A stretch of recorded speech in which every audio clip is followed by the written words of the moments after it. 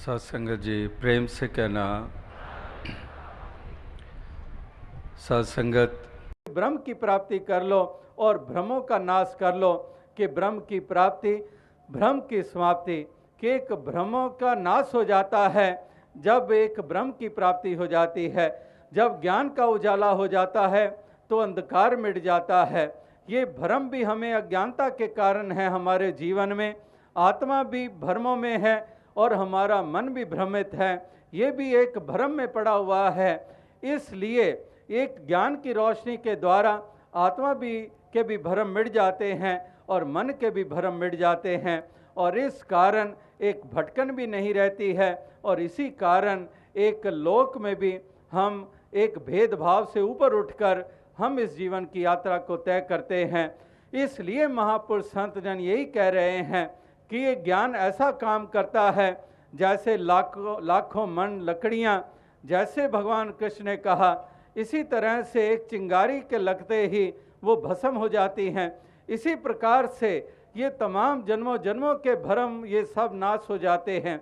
जैसे वो भी मिसाल आती है, जैसे कि फसलों के ऊपर पंछी आकर बैठते हैं और उन फसलों के दानों को चुगने लग पड़ते हैं, उस फसल को नुकसान पहुंचाने लग पड़ते हैं और किसान जोर से हाथ की ताली बजाता है और उसी आवाज़ को सुनकर पंछी उड़ जाते हैं। यानी कि एक भ्रम रूपी पंछी भी उड़ जाते हैं जब ज्ञान की ताली बज जाती है। इस प्रकार से तिमिर गयो रवि देखते, एक तिमिर अंधकार का नाश हो जाता है जब वास्तविकता में एक ज्ञान का उजाला हो जाता है। तो और साथ संगत कहने का तात्पर्य यही है, कहने का भाव यही है कि महापुरुष संत जन भक्त जन यही कह रहे हैं कि वास्तविकता में इसकी चिंता कर कि चिंता तो एक नाम की और न चितवे दास, जो कि चितवे नाम बिन सही काल की फांस। कि वास्तविकता में ये चिंता इंसान के मन में रहे कि मैंने अपने मालिक को जानना है, मैंने अपने ईश्वर को जानना है, मैंने अपने मूल को जानना है, इस अस्तित्व को जानना है, ये एक मन में इच्छा हो। ये महापुरुष संत जन भक्त जन यही एक पैगाम, यही एक संदेश, यही एक आवाज़ ये पहले भी देते आए हैं और आज भी यही पैगाम और यही संदेश और यही आवाज़ दे रहे हैं। और जैसे दास ने कहा कि ऐसे अनेकों पहलुओं के ऊपर महापुरुषों संतों ने ये रोशनी डाली है, जहाँ पर इस बात की तरफ ध्यान दिलाया है और बार बार ये भी कहा है कि वास्तविकता में हमने इस परमात्मा ईश्वर, इस निराकार दातार के नगमे गाने हैं, इस हरि के नगमे गाने हैं, हमने इसकी स्तुति उठते बैठते करनी है। जैसे महापुरुष कहते हैं कि हर का सुमिरन जो करे सो सुखिया संसार, इत उत कदे ना डोले जिस राखे सिरजनहार। और हर का सुमिरन छाड़ के पाले ओ बहुत कुटुंब, धंधे करता रह गया भाई रहा ना बंद। इस प्रकार से इस हरि का सुमिरन करने के लिए जैसे महापुरुष यहाँ पर बोल ही रहे हैं, कल से ही हम भोजपुरी सुन रहे हैं तो अक्सर वो सुनने को शब्द मिलते हैं कि भजन कैले राम का समैया अनमोलबा। कि इस प्रकार से एक हरि परमात्मा, इस निराकार दातार का भजन करना, इस हरि के नगमे गाना, क्योंकि समैया अनमोलबा, कि ये समा बड़ा अनमोल है, ये समा हाथ से निकल गया फिर पुनः हाथ नहीं आने वाला है। इस प्रकार से पुनः फिर पछताए, फिर पश्चाताप ही होगा, तो ये समय हाथों से निकल गया तो फिर कुछ बनने वाला नहीं है।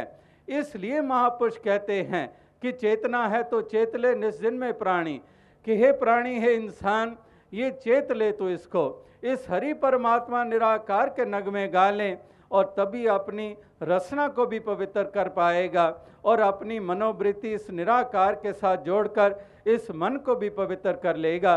क्योंकि सुमरन केवल जुबान के द्वारा नहीं, एक मन का शामिल होना जरूरी है।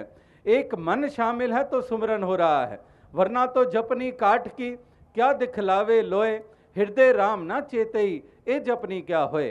कि अगर हृदय नहीं जुड़ा हुआ है तो फिर ये जपनी काट की है, केवल जुबान कुछ हिल रही है, कुछ शब्दों का उच्चारण हो रहा है। और ये तो बात ऐसी होगी जैसे कि एक पानी को मथते चलते चले जाएं, लेकिन उस पानी को मथने से कहीं पर माखन नहीं प्राप्त होने वाला है।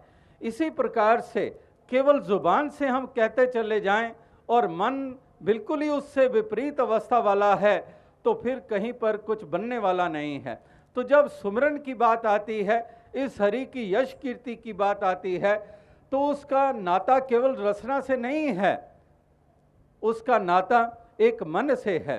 इसलिए कहते हैं कि एक हरि का सुमिरन, इस परमात्मा का सुमिरन, इसलिए कहते हैं कि एक जपनी काठ की क्या दिखलावे लोय, हृदय राम ना चेतई ये जपनी क्या होए। कि हृदय करके हम इस प्रभु परमात्मा, इस निराकार, इस दातार का सुमिरन करें, इस ईश्वर का गुणगान करें, और मन को अगर एहसास हो गया, मन अगर एहसास में है, तो इसका सुमिरन हो रहा है।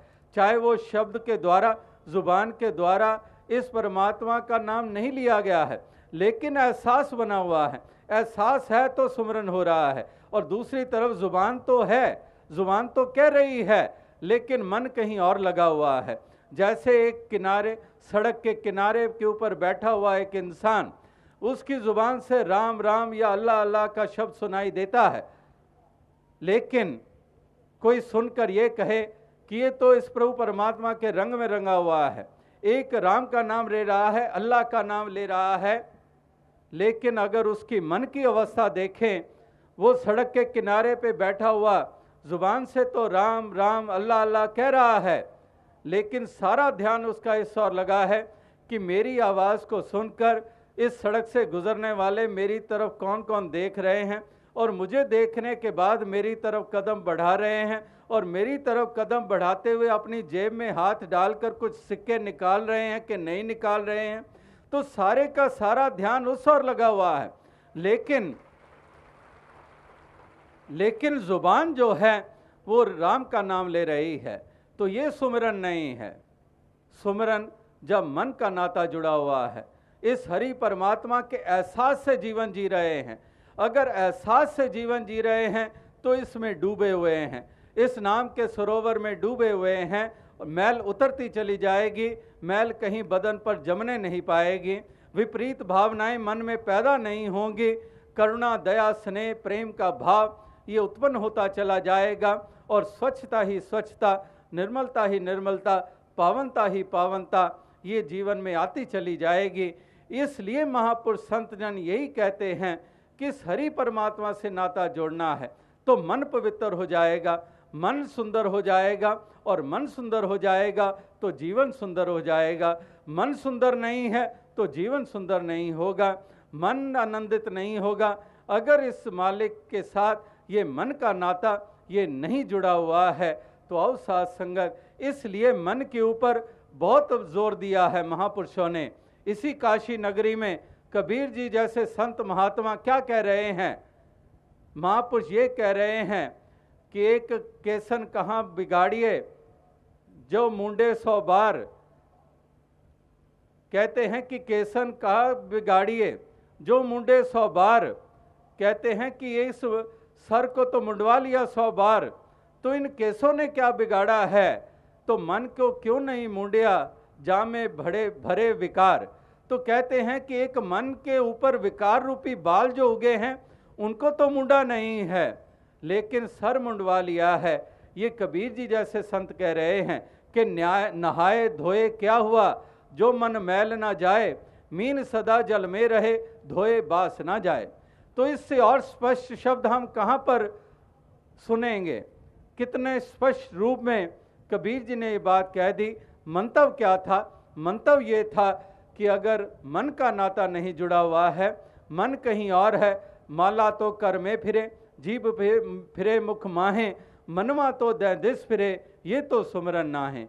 कि माला तो हाथ में फिर रही है, माला के मन के हाथ में घुमा रहे हैं, लेकिन एक माला तो कर में फिरे, कर कहते हैं हाथों को, माला तो कर में फिरे और जीभ फिरे मुख माहे, लेकिन मनवा तो दिस फिरे, ये तो सुमरन ना है। इस प्रकार से ये सुमरन नहीं है, इस प्रकार से ये भक्ति अर्चना नहीं है। अगर मन ही शामिल नहीं है तो फिर कौन सी पूजा, कौन सी अर्चना हो रही है। तो आओ साथ संगत, बदन तो नहा रहा है, शरीर नहा रहा है, हाथ में माला के मणके घूम रहे हैं, मन के मणके नहीं घूम रहे हैं। इस प्रकार से एक विकार जो हैं वो मन से निकल नहीं रहे हैं, तो फिर बाकी क्या मुंडवाया गया।